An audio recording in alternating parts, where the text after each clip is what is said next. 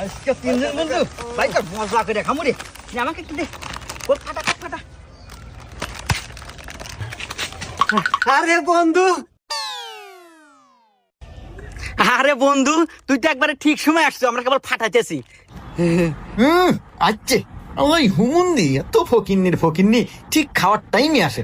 কিভাবে বিদে হরি বুদ্ধি পারছি।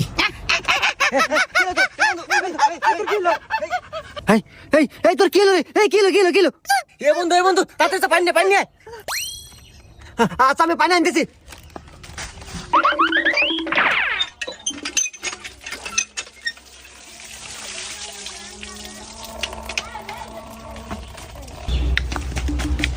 এ বন্ধু, পানি।